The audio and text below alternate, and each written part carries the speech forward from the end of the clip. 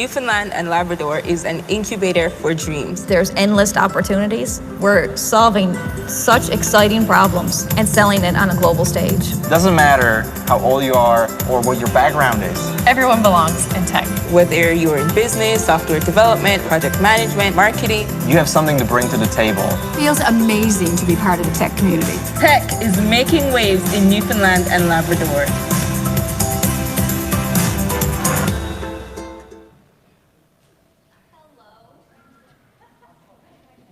Can everybody hear me okay? Oh, perfect. Hi, everyone. Thank you so much for coming to our student event today. It is great to see so many people in the room right now. We will kick things off today by asking Paul Yankus from Hatch, who are sponsoring our student event today, to come up and tell you a little bit about who they are and what they do.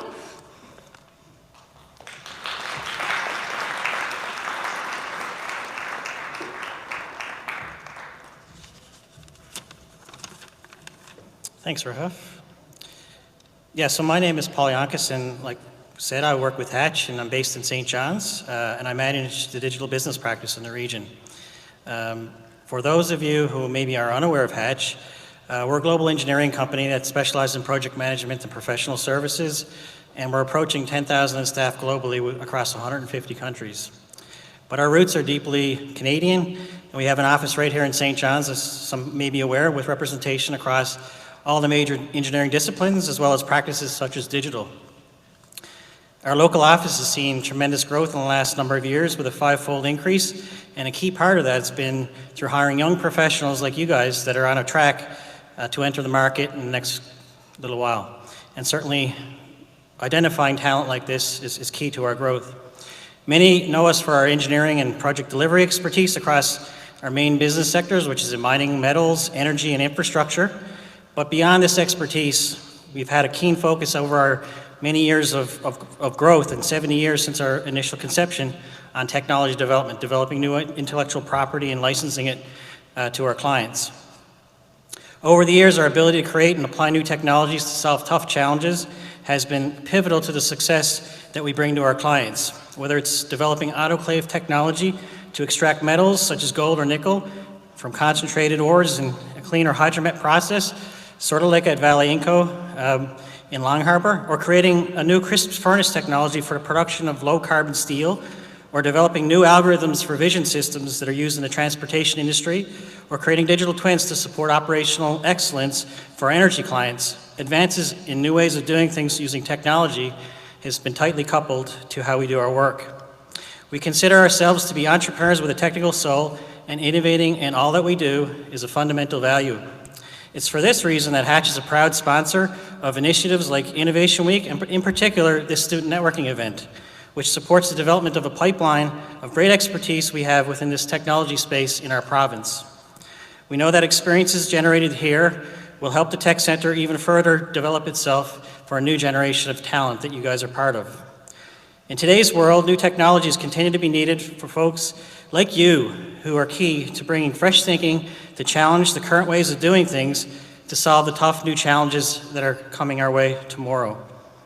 And it's with great for us to be here, and certainly I look forward, both ourselves within the Hatch Group and I'm sure all the other companies that are represented, to meet with you folks and get a chance to know you a bit more at this event. Thank you.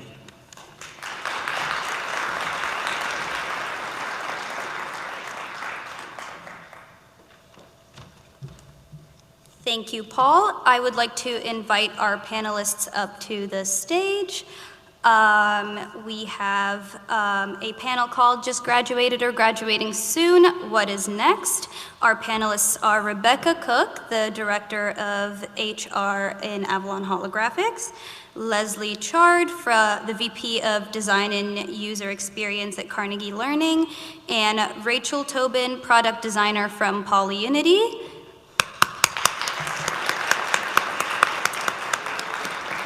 And our very own Liam Flanagan, Program Manager of Ready Talent, will be moderating this panel.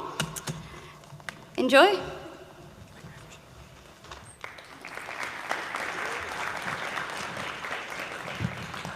Okay, that sounds good. Everybody can hear me? Okay, fantastic. Well, hopefully you won't be hearing too much from me because we have three fantastic experts here who you're going to be hearing a whole lot more from. And maybe you've just heard their names and titles, but we'd love to start just to getting to know you folks and starting with your backgrounds. Rachel, do you want to tell us a little bit about what led you to the stage today? What maybe from graduating to getting your first job and now you're on stage with us. Tell us about that. Hi, everyone. So my name is Rachel Tobin, and I am currently working at PolyUnity. Very happy to be there. PolyUnity, a little bit about us, if you haven't heard about us. We're all about improving healthcare, and we do that through 3D printing. So we work directly with nurses, doctors, any healthcare practitioner within the walls of a hospital to help ease their workflows and create efficiencies that way.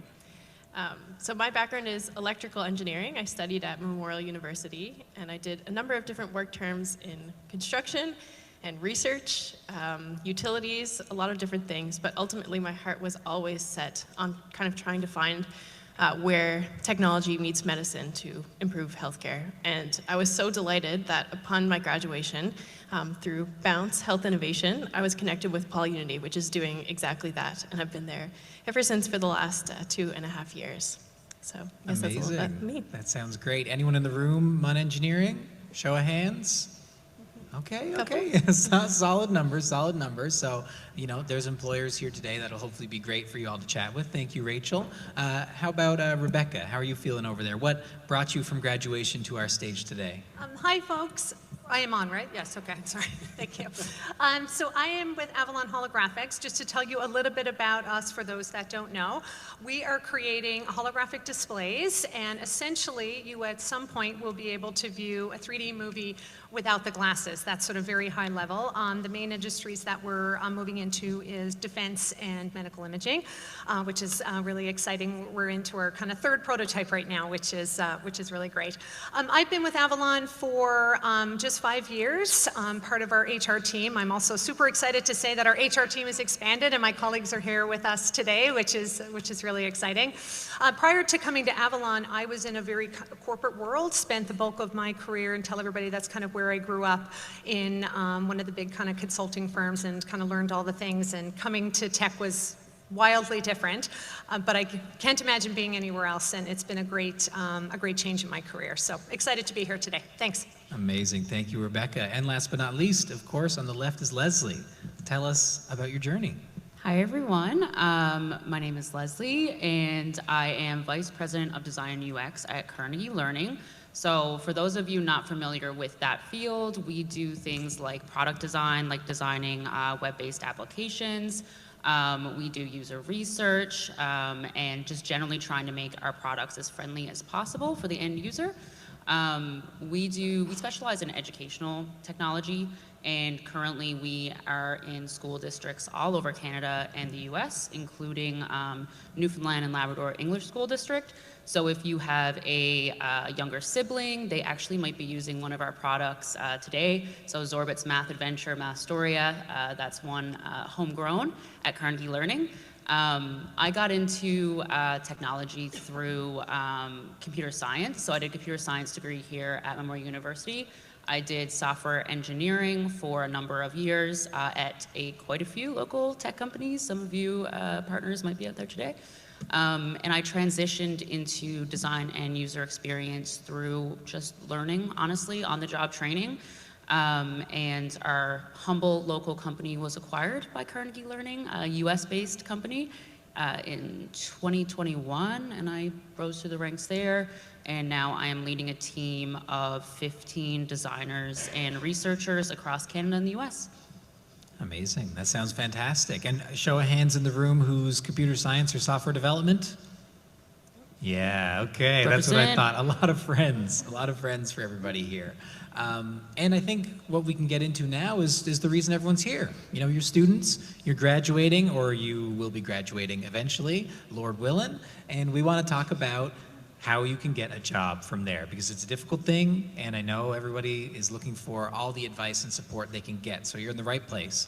And we're going to flow through this in a bit of the sequence of how things go. We'll talk about what you do before you get an interview, how you can get one, during the interview, and post-interview, going through every stage and trying to get some of your questions answered by our fine folks up here. So let's start or for the interview. What resources should our new grad job seekers in the room utilize when starting their job search here in the tech sector in Newfoundland and Labrador?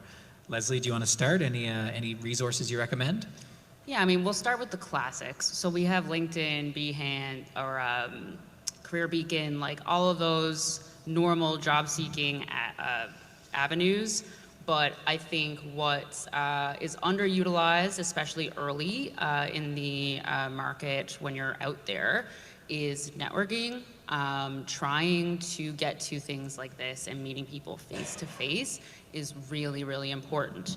And it's not just saying, hey, my name is blank, and then expecting that person to remember you and take you under their wing. It's a little bit more than that. It is really trying to find a company that you are passionate about and making a real connection with the people that you are talking to. So as you go through the networking event today, I want you to keep that in mind, to really try to have a vested interest in learning a little bit about all of these really amazing local companies, not just for your own benefit, but for their benefit too, because they are looking for people like you. And networking is super undervalued, especially if you do it right. Yeah, absolutely. Rebecca and Rachel.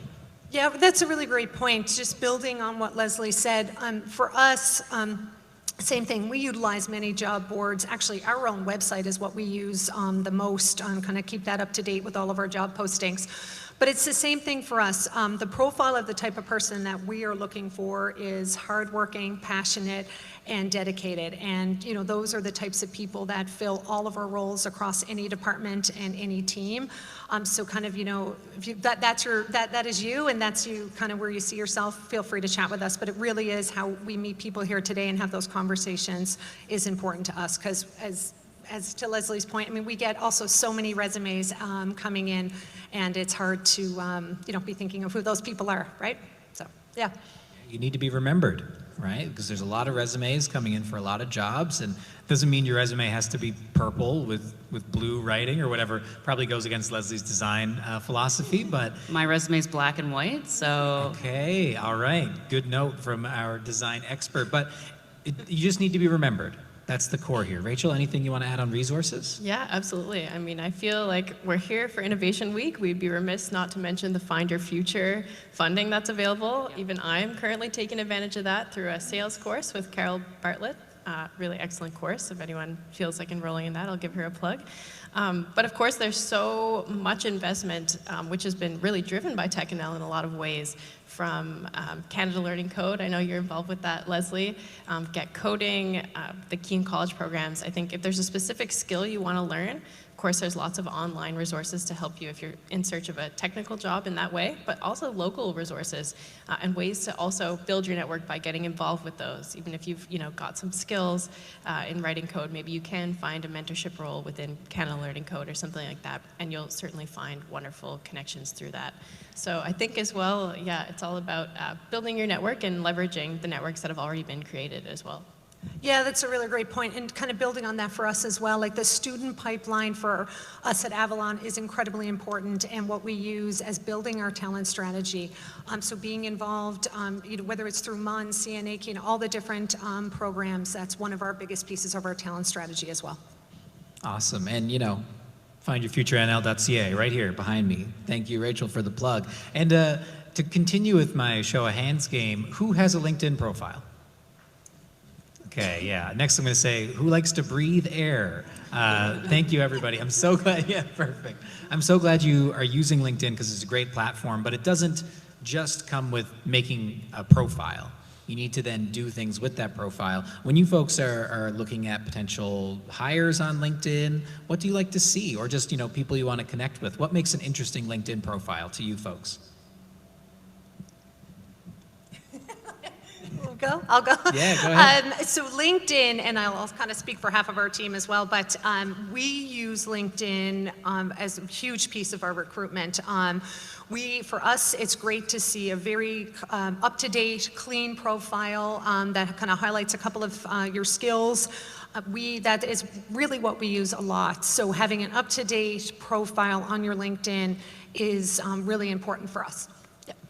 Yeah, up to date, very critical, in use, you're liking things, you're commenting, those are all valuable. Rachel, did you have a thought too? Sure. So my colleagues at PolyUnity might know a story I've told once or twice, but LinkedIn was actually something I never believed in until it did something really good for me, and then, okay, fine, I get it. It's a really good platform. So one of my work terms, the 5th one that I did, because through Mon Engineering you get 6, like I said, I had worked in construction and research and utilities, and then it came time, I was in my 4th year, and I said, I have to try this med tech thing at some point, and it's now or never. So I set my sights on trying to find some sort of a med tech company. And even then at the time, the sector wasn't as large as it is now. It's completely changed now, but even then, I figured I was gonna have to go outside of the province. So I took to LinkedIn and I was messaging people from various companies. I was looking up like med tech, Ontario, med tech, New Zealand, med tech, whatever, just trying to get some leads. And so I ended up messaging someone from somewhere in London who owned a mass spectrometer company. And I said, hi, I'm just a student from Canada. I'd love to have a conversation with you if you've got some time. And of course, as the world willed it, he was in Canada at the time and felt he owed me, I'm in Canada, I may as well talk to this Canadian engineering student. So as we were talking on this call, he said, so, what interests you in mass spectrometers? And I thought I should be honest and said, I'm really interested in the industry, looking to build my network, and I would just love a chance. And he said, I'm actually the head of engineering at Imperial College London. Would you like to work in robotic surgery instead? And I said, oh, yes, so that would be, that's exactly what I want, thanks. So I think it's also when you're writing LinkedIn messages, because I know there's always a lot of, people are always encouraging that. Just be careful in your ask. I've certainly gotten LinkedIn messages that are like, what does your company pay? No, hi, no, bye. Just kind of straight to the shot, things like that. But I think like was spoken to before, if you're trying to build an actual connection, we're all humans. It goes a long way. Yeah, LinkedIn approach is not field of dreams. If you build your profile, they will not necessarily come. So you need to be messaging people out there, and the ask needs to be, approachable and respectful, and not give me a job, thank you. It can be things like, I'm looking for advice, I am curious how you landed in this sector, do you have any expertise? And I think even reaching out to people outside of HR, not about a job at all. Just for mentorship, just for advice, that is a very solid strategy on LinkedIn. I think even to pile on to what I said, and then I'll finally give the mic up. But some people, engineering students have messaged me in the past and said, hey, I just want to know what you do for work. And I love working at PolyUnity, and I love the work that we do. And that's, I love having that conversation. So I think even approaching it from that angle, you'll probably get a lot more yeses than, ghosts in that case. Agreed. Yeah. Lesley? I'll echo what you said there, because I will never ignore a LinkedIn message where it's like someone who's looking for mentorship and advice on how to enter the sector, but also like just generally in their careers, especially if that is a person from a group that I think needs to be more represented in the technology sector, I will say that. But if it is, can you pass my resume to the hiring manager, or like, are you hiring right now? Like, I still won't ignore it, but like, I'm not gonna go out of my way to accommodate that as I would a mentorship opportunity. Yeah, absolutely. I think there's a lower barrier to entry on getting mentorship from someone, because people enjoy that, than saying, hey, will you stick your neck out for me in my job application? It can be very difficult, especially if the person doesn't know you within the company, to make that recommendation. So the really thing that they can provide is mentorship and advice. And people love doing that. And you all have a superpower that you can put into your LinkedIn messages that Rachel did in her message, which is, I'm a student. People love that. People love supporting students. They want to give back. They want to advise young people on what's coming up in their careers. So use that. Even if you're just graduating, you can still be a student in your LinkedIn messages for like 6 months. You can still use that for a while. So don't be afraid of that. And that is a good transition point, because really you're using LinkedIn to try to get an interview. To get an interview, I think we can all agree you need to reach out to people, and you need to apply to a job, and you need to be more connected and have great experience that you're showcasing so that you're selected for that interview process. Is there anything that you folks would recommend to people who feel they're in a big pool and they want to stand out when being selected for an interview? I can take that one for sure. I'm probably going to sound like a broken record on this panel, so I'm just going to give you a fair warning. I am an avid volunteer, and it's not just me who was looking from this. Like, I'm not biased in that way. I cannot underestimate to you the value of using your new skills for volunteer work as a way to gain experience, not just tangible experience and getting better at your craft, but also making network connections. When you're in a large pool, like a large candidate pool, you're going, as a hiring manager, you are going to get, probably let's just say out of 200 resumes, there may be 198 that just showcase school-based projects. But if I have 2 that have a volunteer base or a personal project, it already sets you apart. It is not saying that you need to have like another full-time job on the side to do personal projects, but if you need to do it anyways, then why not give back to your communities? Yeah, it's the same with us. Like, we talk about this a lot as a team, and what makes you stand out in a crowd. And for us, it's building on what Lesley said. It's passion. So we are trying to find that passion piece, and that can come across in volunteer or just something that you're really proud of, and you sit on committees or boards or whatever that looks like. That is absolutely important to us, and there are ways that you can showcase that in your resume. Yeah, and there's student groups that go above and beyond too, like the Hack Frost group at Memorial and others.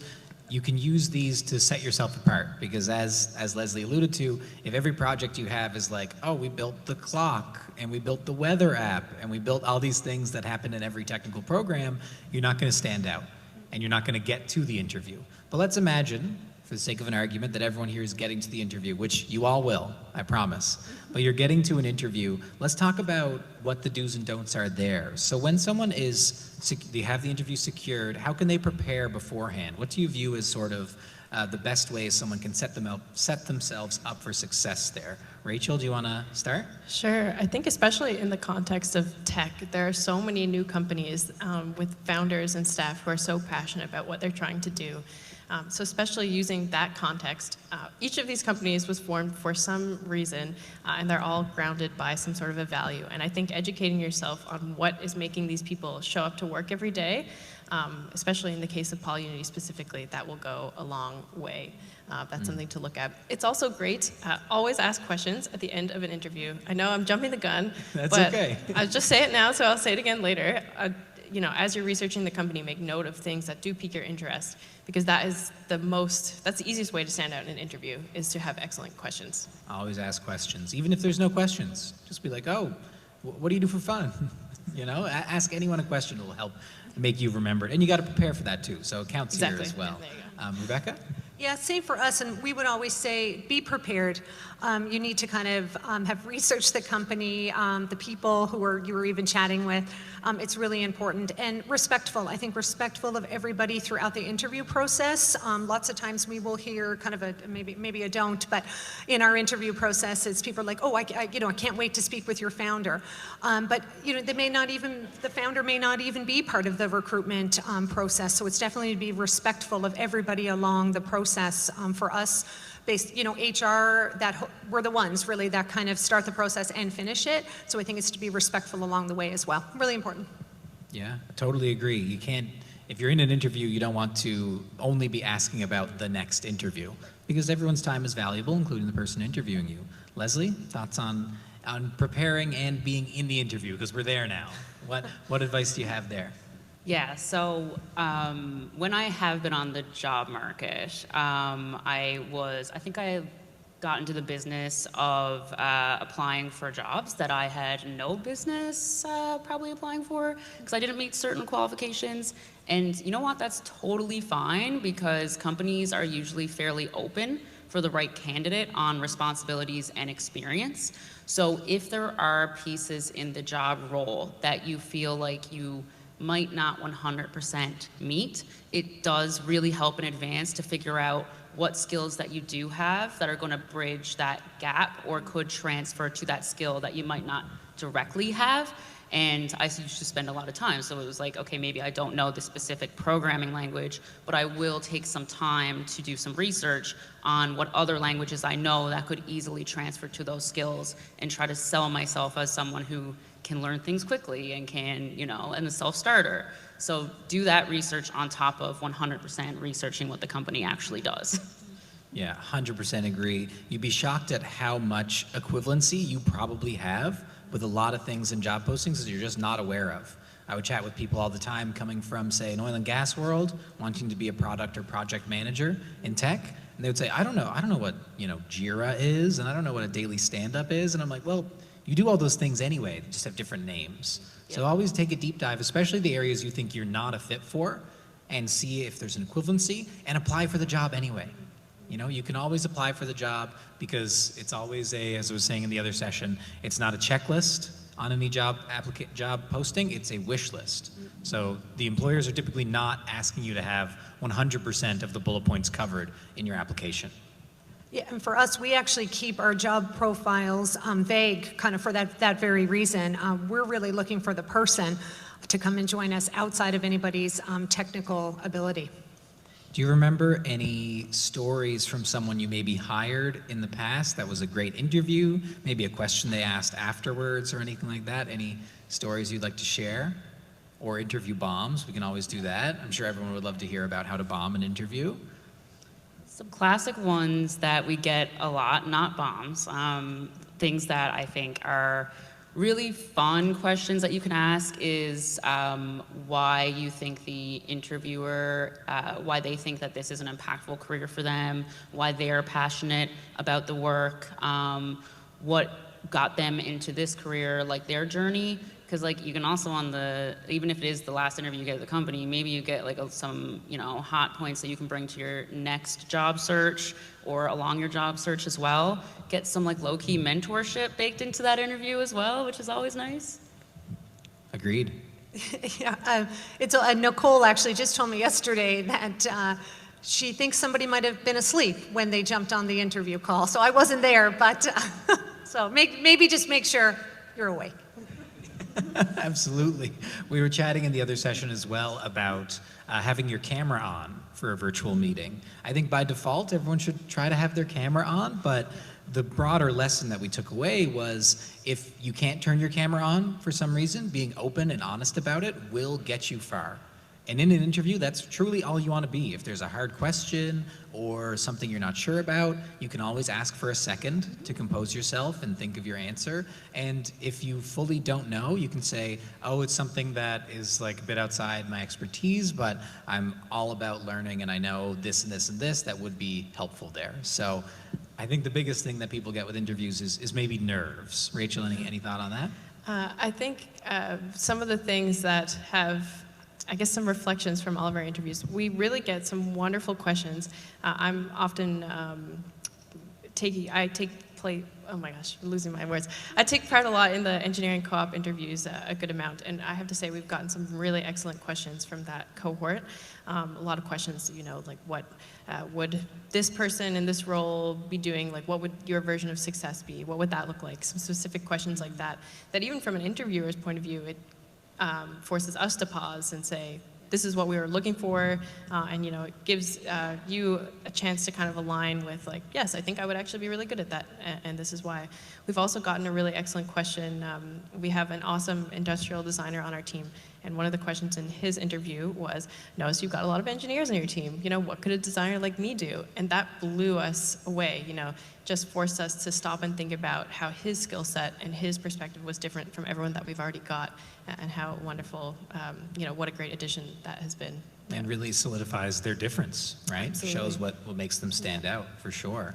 Anything else on the interview front that you want everyone here to know? Today, of course, it's not about interviews when you're just chatting, it's about more the networking piece. So you want to ask about what inspires someone about their place of work and what they do every day, but anything else on the interview front for you folks? I'm going to lean back on the other comment that I said about applying for jobs that you potentially don't have the checklist for, but when you're in an interview situation and you get a question and you don't hit that thing that they're talking about, try your best to relate something else to the question or the skill that they're inquiring about, instead of just saying like, no, I don't have that experience. You don't want to be completely dishonest, I'm not saying that, but we want to hear about your experience and how it can transfer to this skill at the very least. And of course, what Liam said, like the openness to learn is always a good thing to hear too. But I love it when people try to like take their other skills and transfer it to the role, because there's never a perfect fit for a job description ever. Yeah, 100% agree. Show of hands game again. Who here has been through an interview process? Work term, okay. Keep your hand up if you found it stressful.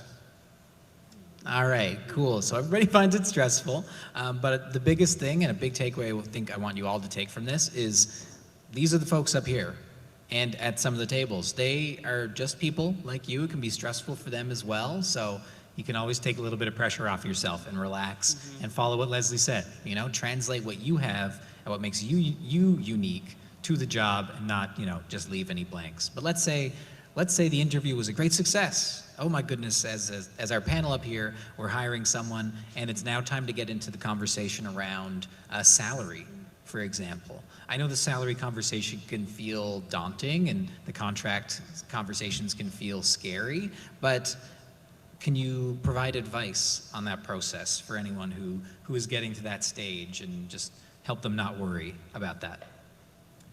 So for us, we're actually quite unique in that we have at Avalon complete pay transparency. And so what that means is we have set salary scales for every role, and how we pay, which is part of our compensation methodology, is for years of experience in education. So we don't really have a negotiation piece for us, but what we do, we let people know that right away, so that once we get to that stage, people are aware of every step of the process and they don't feel that it is a negotiation. And for us, it's very formulaic. So for us, it's a little bit different, but we do say that right out of the get-go so that everybody is aware. Yeah, absolutely. Lesley or Rachel? So if your company that you got an offer for is open to negotiation, remember that they want you at this point. They just went through probably a very grueling hiring process to get here. So they're not exactly looking to back down at this point and start over, but that doesn't mean that you now have all the cards in your hand at all, especially an entry-level position. I think the main thing to remember is that, especially in the market that we're in right now, which I'm not saying is going to be all the way in the future. In fact, there's a lot of things that have been said over the last couple of days that the pendulum is going to swing the other way again. But for right now, and into the future even, just remember that you're not going to get your dream salary and your dream job in every single way for that first position. It's really about looking at things as a stepping stone, and salaries are temporary. So taking something right off the bat and remembering that you have an opportunity here to prove your worth, and this company can then step up once you prove that worth and compensate you more if they feel it's deserving, or if they're not compensating you the way that you feel that you deserve after being in that position for a while, you can return to the job market now with some more experience under your belt.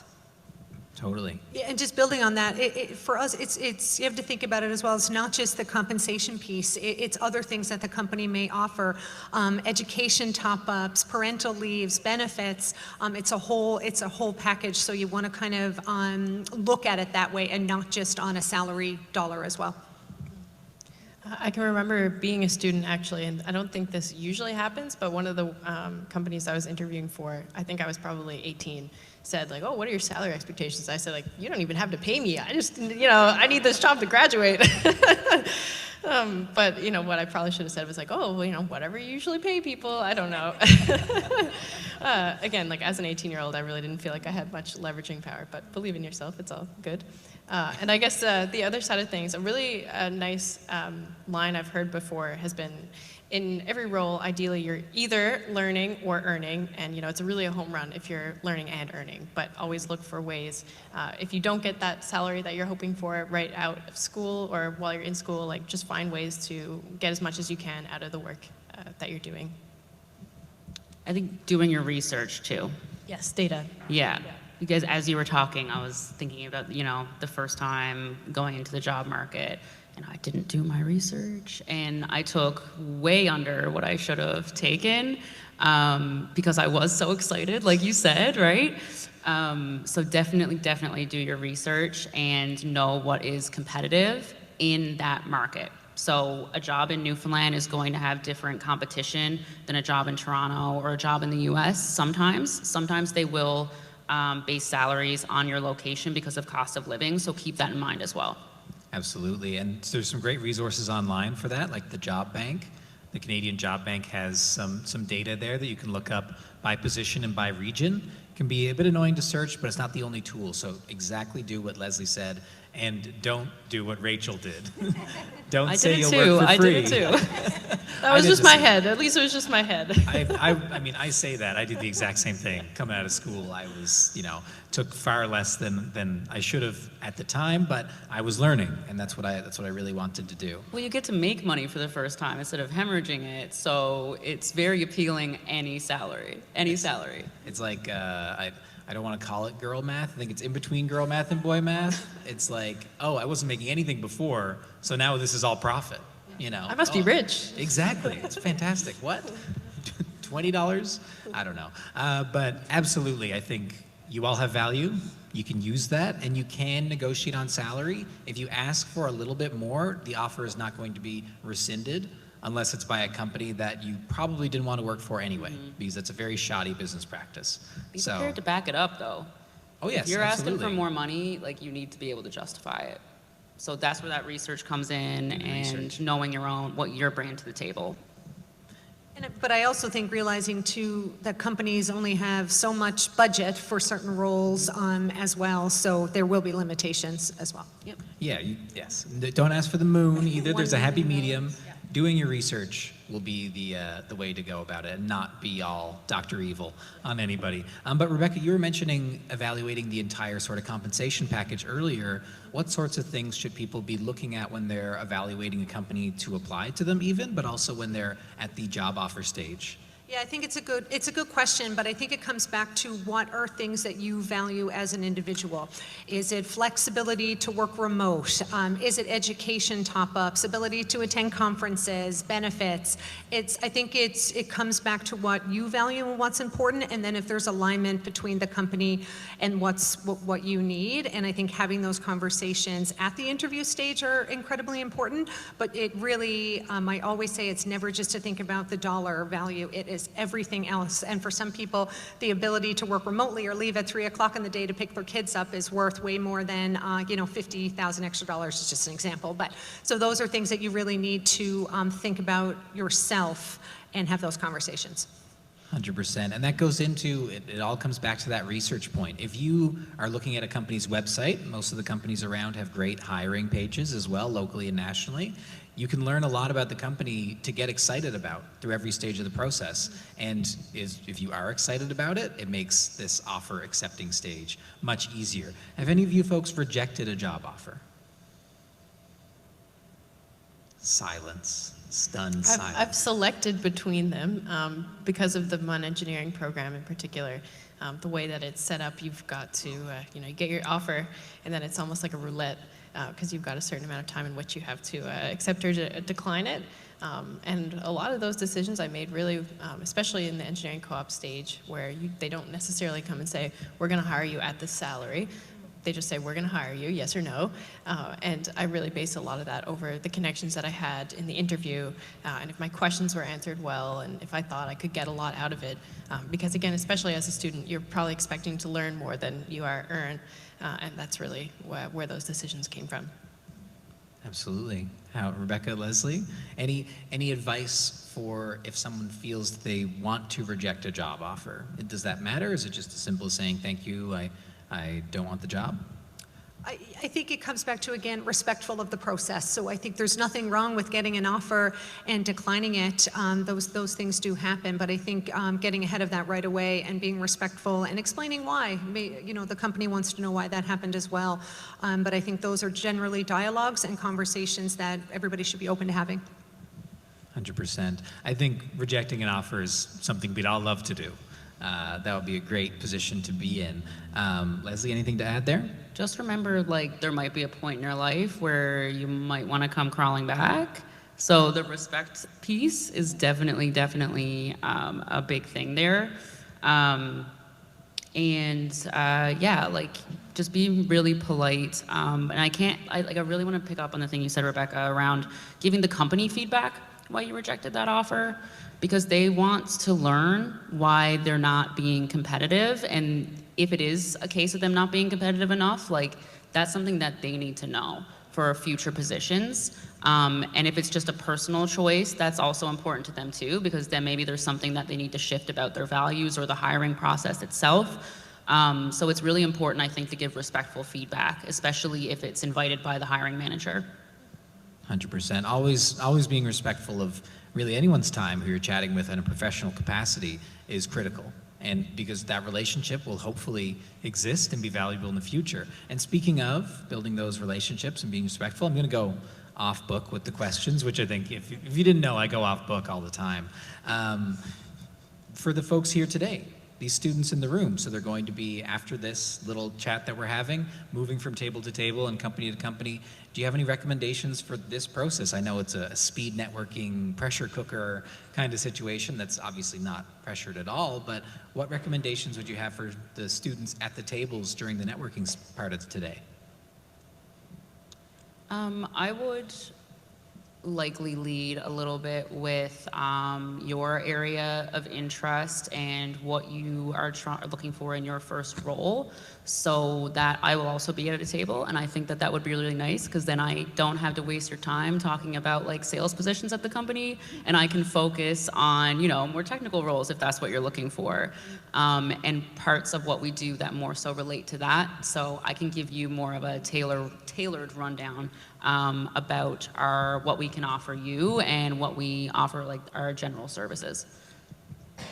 Yeah, that's a good point. The same with us. We have all of our open positions are, kind of right now on our website. Everybody wants to go and look. And those are the roles that we're, kind of happy to discuss. So I think just kind of knowing that in advance would be helpful as well. Yeah, I think for PolyUnity, we'll remember you based on the questions that you ask. And we've got some team members, a wonderful co-op student, Mark, on my team, Mo from software team. We've got Jacqueline, Dan, Nicole from leadership. So there's lots of different people to talk to. And the most memorable thing is always the questions. Absolutely. People will remember your questions from today. So again, no pressure. This is very casual. This is not a career fair. It's just a networking event, and I think it should be a lot of fun when we get there. But we're not there. I'm still grilling the panelists up here. We talked about this in the talent session earlier. Cover letters. What are your thoughts on cover letters? Because I think there's a question here about misconceptions. I think cover letters might have some misconceptions associated with them. Lesley, any thoughts? I don't read them. I'm sorry, I don't. I'm probably, I could be an outlier, but when I have 200 resumes to go through, I'm looking at your work experience, your volunteer experience, trying to get a sense of who you are through that. I might, if I'm looking at 3 or 4 candidates that are similar experience-wise, I might look through them, but they're needed, I guess. I don't know. You're in HR, why are they needed? I don't know. So we talk about this a lot as a team, but honestly, we don't read them either. So not to waste anybody's time, but truly it is, for us, it's a 2-page resume, that, is really important for us and your LinkedIn profile. We went to a student session recently, and I think I told people to stop doing cover letters. It just feels like a waste of time as well for the individual. We do not read them unless we get down maybe to a couple at the end, but. Is this a shock, Rachel? Are you I surprised? read them. You read them? Okay. Rachel reads them. Different for everybody. Yeah, but it's not usually the first thing I do, because I'm looking for keywords on a resume, and then I'm like, oh, that's interesting, and like scroll back up and see the cover letter, and it's like, oh yeah, they actually, like, there's some stuff here. So yeah, I wouldn't start with it just because it's a giant block of text. So I'm looking for the keywords that are going to invite me to read the cover letter. And yeah, if I go back to the cover letter and there's like nothing is capitalized and there's like weird spaces and places, then it's like, well, you did a great job on the resume, but I actually don't trust your attention to detail. To mess up, right? As the applicant. Yeah, it is. I've heard as well, I think Nicole on our team is really well researched on all this stuff. And one thing I've heard her mention is going on, maybe you can speak to this, but even like qualifying questions is a different option instead of a cover letter. So kind of like little blocks of text that are specifically calling out things that the hiring team is looking into. So. Yeah, we've thought about these as well, and it's still like kind of like mini cover letters then to a certain extent, right? So, not to call on Nicole, but she was just telling me about them. Don't judge Nicole; it's all good. And look, everybody and every company has a different way that there's nothing right or wrong, right? Like I think every company has a different process depending on the different roles that people are applying for. So, just because we do something one way, it doesn't mean it's right, but. Yeah, I agreed. It's just good to get this insight. Maybe we can do a hands-up game for the employers in the room, for the companies. Show of hands, who reads every cover letter they receive? We've got a couple hands, but we don't have a lot of hands.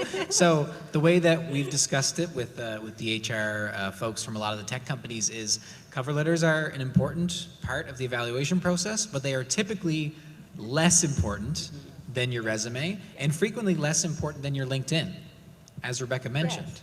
You look at the resume, you evaluate from there, you see, oh, they're interesting. Secondary evaluation, LinkedIn, and then if you're deciding between 2 or 3 candidates, maybe then we jump to the cover letter. Your first job, you're probably applying to a lot, so please don't spend your very valuable time crafting a perfect individualized cover letter for every job. I would say have an Old Faithful that you can just plug different names into, and just remember to update those names. I don't want to see, if I do read your cover letter, which is a very slim chance, by the way, I don't want to see another company name in there because you forgot to do the copy paste. So that's what I do personally when I've been on the job market. Old Faithful. Absolutely, but the resume, the sort of first page of the resume, that's the thing that is seen by everybody. Oh yeah. Because the other thing that we know about the local market, chatting with TechNL and other people, is none of the companies in Newfoundland and Labrador on the tech side are using the infamous ATS, the automated, the applicant tracking systems that automatically filter people out. Instead, they are reading your resumes. Yeah. So your resumes will we can't speak to cover letters, but your resumes are going to get read. Yeah. So the first page of that resume is really where you can put a lot of your personality and character and experience in. Yeah, so we haven't moved to an applicant tracking system, and it's really just because we want to read through them ourselves and not have something automatically filtered out. So we read through all the resumes that come through by our own eyes. Yeah. And resumes are fun. Resumes are fun to read. I love the little About Me section at the top and all that stuff. It's always a lot of fun. Are there any misconceptions about, I mean, the cover letter thing maybe is a misconception, but are there any other misconceptions in the local or the national tech job market that you'd want to illuminate for anyone here in the audience? This is coming from me, a designer, and we alluded to it earlier. Like, they don't need to be super fancy in terms of design and formatting. What I'm looking for is clean and readable. I don't really, unless like the employer specifically asks, which would kind of be a red flag for me, honestly, for a photo, then you don't have to put one on your resume. It's not really making you stand out in any way. It's not going to make me like remember your resume more. What I'm looking for are skills and experience and the way that you present yourself through all of that. So your photo or the fact that you added a butterfly to the corner, you're putting little hearts over your eyes, like that's not going to stand out to me, personally. Actually, maybe points against. The hearts over the eyes might be points against. Oh my, okay, no hearts over the eyes. Wow, I thought that would be cute. I'll have to change my resume tomorrow. No Comic Sans. Anything, Rebecca, Rachel, on misconceptions that our students here may want disillusioned? For me, I'm just a person. Clearly, I have a hot take with the cover letter, so I don't want to be too advisory here. I guess, just don't overblow it, especially on your resume. I know I was involved with a couple different student groups when I was in university, one more than others, and I get every package. Someone always says they were there when I know they weren't. So you don't know who's on the other side, but I'm there, and I know. So just be careful, be truthful. In resumes, I'm going to have you folks do a thumbs up or thumbs down for page number. So what do you think of a one-page resume, thumbs up or thumbs down? How about a two-page resume? How about a three-page resume? How about a 4-page resume? How about a 10-page resume? Immediately gone. One page is the dream. It's not always realistic. 2 pages is great. Assume they're only going to read the first one. That's just what I'll say for my misconception contributing to the panel. Before we get into questions from the audience, we'd love to have questions from all of you. There's some mics out there if you want to think of some now. I just want to ask you folks if you can just give any sort of like final pieces of advice for people here who are typically just starting their careers or their job search journeys. Any major takeaways you want to leave them with before they get to come up and ask their own questions? It might sound really silly, but truly just be yourself. There's no right or wrong answers to things. We just want to meet people and get a feel for your passion and your interest. I realize it's hard out there starting out and kind of getting your feet underneath you, but be yourself, be respectful, and that's really all you can do. Absolutely. Lesley? I guess I have 2. So I have actually never applied to a job. I've always been recruited. Oh my goodness. But I have hired like 10 people over the last year. So I know it from both sides. So on my own personal experience with being recruited, do not underestimate the value of good network connections. First and second, word of mouth will go around if you are showcasing your skills and your ability. Within Tech NL and the NL sector here, we're a close-knit community. So if there's talent to be poached, it will be poached, right? Now, we don't poach from each other, but as students, we are looking for talented individuals. And as a hiring manager, assume that, and this has already been said, but I can't stress it enough, just assume that most people in that entry-level pool have only those school projects. And think like that, and think about what is the thing that I can put on my portfolio or my website or my resume that is going to set me apart from the baseline of other people coming out of this program. Rachel? I would say don't forget to be kind as well to the people in your own classes and your own networks, because like Lesley said, it's certainly a close-knit community, and someday you'll all graduate. Someday, one of them will probably be, trying to hire you or something, or the reverse. So don't forget about the people who are going through it with you. Have empathy for each other, and be kind to each other. And yes, be yourself, be truthful. Yeah, be kind, be yourself, and be unique. I think those are great, 3 great things to be. But before we get into the questions for everyone, I want to get a huge round of applause for our panelists today.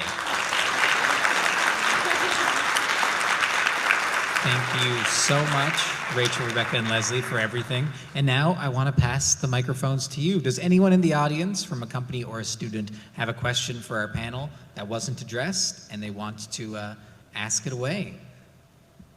No pressure. Come up to the microphone if you raise your hands. Maybe we can start a line. I just saw there's a bunch of hands. That was fantastic. But please, come up to the microphones. I assume they work. I haven't tested it. Give it a try. Hi, I'm Nathan Dusing. And my main question was, how important are academics on the scale of importance? Academics, do you mean like grades specifically? Yeah, grades. Like if you have that 3.9, 4.0 GPA, right? The GPA. Is that going to matter more compared to who you are as a person? It's a great question. No, it's not. For me, you can have a 2.0, 3.0 GPA and have amazing projects on your resume, and that's going to set you apart, especially coming from a program like computer science. I know what those grades mean. I know that what a 4.0, what a 3. Like, to me personally, and this is not every hiring manager, but to me personally, no, I don't care. Do you have a degree? That's pretty much it. So we might have a bit of a different perspective, and I think which is great, but for us, marks are important, and sometimes that's the only thing that differentiates people, and it may be unpopular, but for us, it is important. But it's not the only thing. No, it's not the only thing, but it is a piece of it, for sure. Right. Rachel? Yeah, I think if you had a short list of candidates and everything is all the same, and maybe you're just looking for some sort of a thing that could maybe, save an hour of your time to not interview someone, that would be a chance. Also, I know sometimes there can be comments on transcripts about academic misconduct and things like that. So sometimes that's something that could be looked out for, but no, I don't go straight for the transcript, definitely not. And especially if you've met the person in person, they've made a wonderful impression on you, that will go a long way. Perfect, thank you. Thank you. And I'll be on Leslie's side. I'll say, I don't care. I don't care about GPA at all. But yes, please, another question. Sorry, I'm short. I was wondering, do you guys, when it comes to hiring people, do you guys focus more on someone's soft skills or pure technical skills? I'm looking for this, and this. Okay, soft skills versus technical skills. And what was your name? Dylan Melvin. Dylan, thank you. For us, it's both. It's the technical piece is important, but lots of times we are looking for the person to join us, not their technical ability. So for us, it is truly a mix of both. I agree. Like, it's definitely the right combination. There's a sweet spot there. You're definitely willing to take a little bit less in one side if there's an abundance on the other as well, especially depending on the position. Now, hiring in technical roles, it usually leans, I think, a little bit towards exhibition of technical skills, but being able in an interview process to be able to translate your other skills, like I said, is a soft skill that you will pick up on. That's actually also a technical skill. So they're really intermingled. And I would say if you've gotten the interview, just assume that the hiring committee thinks you're going to be fine in the role. So it's from there on out, it's all about who you are. Yeah, hard skills are a baseline, and then soft skills can really help with evaluation. It's a great question. Thank you. Thank you. All right, this is great. We got a whole line of people. We'll keep going until 2:15, so we may not get to everyone's questions, but thank you so much for lining up. Please, sir, go ahead. Can I touch it? He's a bit shorter than me, though. He has adjusted as it needs to be. Hi, my name is Sam. I got a question about when an employer asks you, where do you see yourself in 5 years' time? And you were talking about transparency, honesty. What would you advise me to say back? What would be your advice on the question, where do you see yourself in 5 years' time in an interview setting? Can I say I don't like that question and we don't actually ask that? I've been in a setting where that questions were asked, and I was being honest, and I don't think it went that well. It sounds like then it probably wasn't a good fit for you, because I think the right employer would pick up on, ambition. And, you don't have to say, well, hopefully not working at this job, but like you can give a version of yourself that, that seems aspirational while still being respectful. And I think the right employer, if they do ask that question, and I agree, I don't really love that question either. But I think if it's a respectful, aspirational response, then the right employer will see that as, a good thing. And I think even you can drill into some of the things you might learn over the job. Like if one of the things is like, oh, we're hiring a 3D printed person. It's like, oh, I care so much about this technology. I think it's going to be the next big thing. I really want to be an expert in this in the next 5 years. Like I want to be, one of the best there is. Maybe you don't need to say it like that. But I think even just looking at the technical skills and what you could learn and speak about how you want to learn that, I think that would stand out. Yep. Thank you. Thank you. All right, next question. Hello, my name is Camilo, and I was just more wondering about resume. And apologies if you covered this already. I walked in a bit late. So what sections stand out in a resume, and I'm more specifically thinking about the About Me section. Are you expecting to have that in resumes, and what stands out in like that section, or for example, a skills section? What you think is the most like outstanding thing?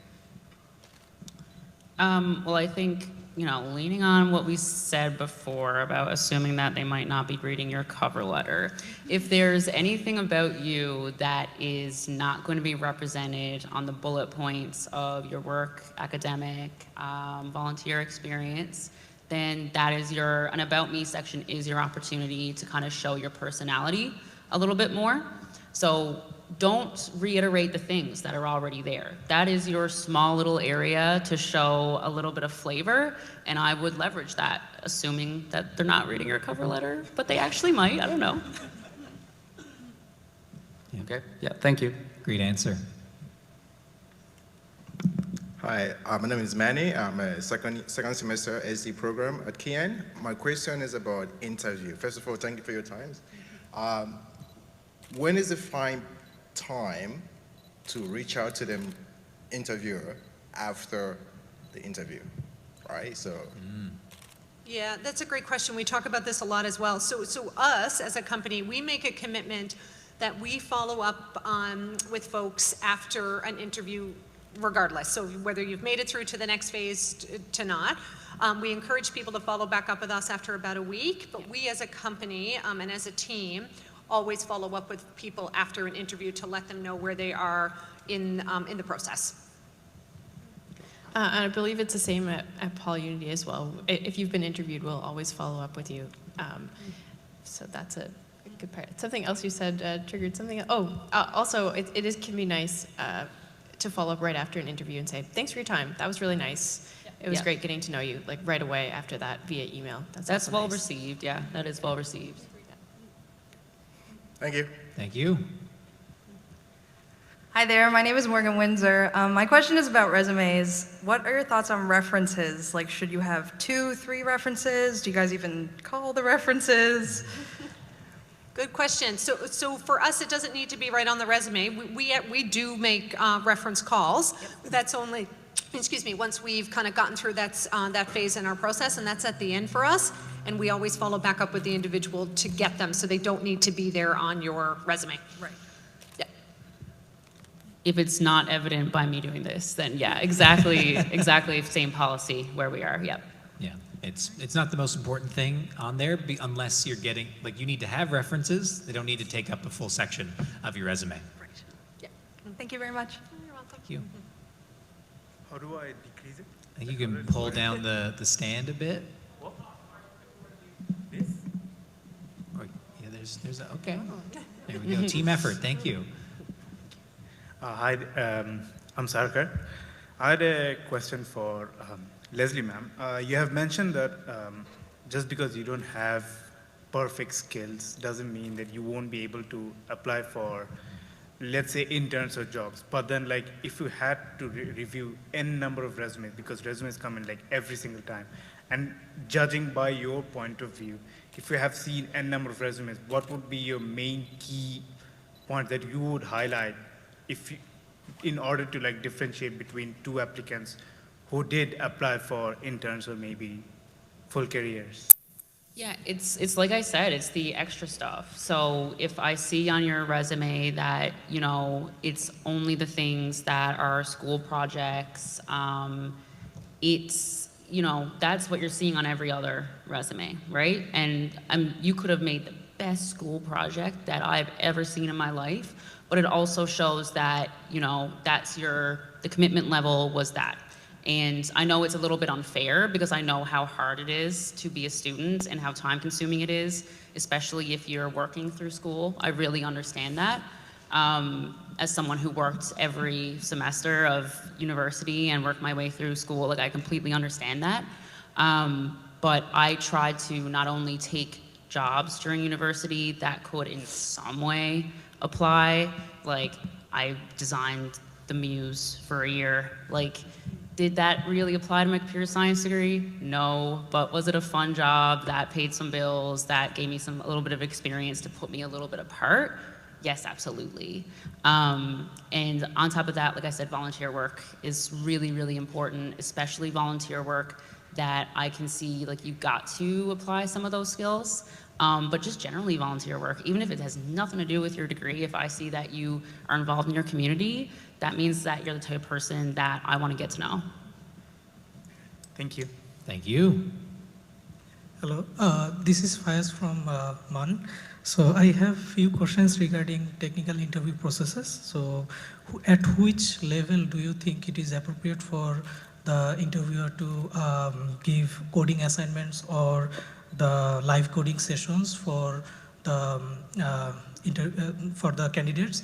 And again, regarding that, there are some practices in industries, like I have been to some companies where there were like 6 to 7 interview sessions per candidate. So where do you think that should be, the line should be drawn? And the last one is, there are some company review sites like available maybe in Glassdoor, or talking from recent experience, I actually rejected a company's offer because I saw that in Glassdoor their review is very bad, but I ended up joining that 6 months later, and I am currently enjoying the work there. But I initially rejected that because of the Glassdoor review. So what are the company's responsibilities to improve their reviews on these kind of sites? Let's start with the first two, which were around the interview process. So multiple interviews, because I think everyone here and all the companies around, they do more than one interview before someone's hired. In the interview flows that you folks go through, are there technical evaluations like a live coding session or an assignment, and when do those appear? Yeah, there can be. I mean, it really depends on the position and the competitive nature of the company. I mean, I've heard of people going through like 10 rounds of interviews, including getting flown to the company for like some of them are absolutely outrageous. I will say that, but I think it's a two-way consent between the company and you as an individual. That, you know, when I ask a candidate to take a take-home project, especially if it is unpaid, I make sure that they're aware that this is not required, but this is, you know, and if they can't make it work, then we try to figure out another way for them to showcase their skills, because I think as employers, we have a responsibility to employ equitable hiring practices, and people shouldn't be set apart because they have more free time on their hands. Right, right. Rachel, sorry.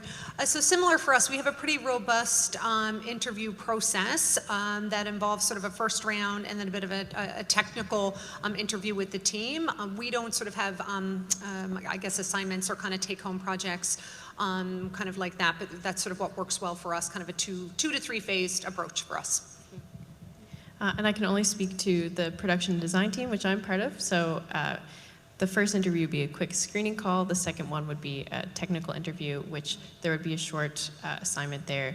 We would say, out of respect for your time, please only spend this amount of time on it genuinely, and then, you know, tell us what you would have done if you had more time, because that's also important, communicating what you would have done. So it's all about, yeah, the respect for the applicant, but also that it gives us a way to see across the board what each candidate can produce. Yeah. 2 or 3 interviews and technical somewhere in the middle. I think this is where I'm going to cut it, so we won't get to your final question, but don't forget it. Thank you so much. And the other person in line, don't forget your question. Come find me after and I'll get it answered by someone. But again, folks, this has been fantastic. I want another huge round of applause for our panelists. Thank you, students, oh so much, and thank you to Rachel, Rebecca, and Lesley. Be kind, be yourself, be unique. And what I'll say to everybody now is we're going to spend 15 minutes rearranging this room, making it all perfect for the speed networking. And so what I'm going to have everybody do is leave. You're all gonna go out there for 15 minutes, and so we'll be back here at 2:32. Does that sound good? Raise your hand if that makes sense.